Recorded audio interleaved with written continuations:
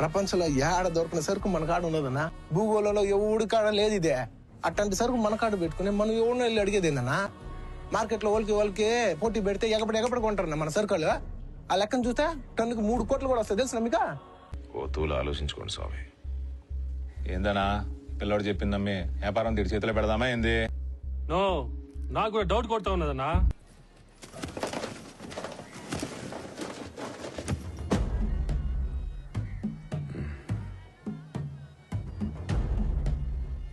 ఎంతది?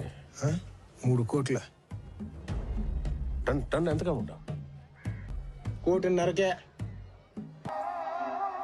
అవునన్నా, పుష్ప కరెక్ట్గా చెప్పినాడు. ఇట్టంటోడికి కానీ మన సిండికేట్ అప్పు చెప్తే మన వ్యాపారం బాగుంటుందన్నా. నాకు ఒక్క అవకాశం కానీ సార్. ఎప్పుడు ఎవడు సొన్నంత లాభాలు చూపిస్తాను సార్ నేను.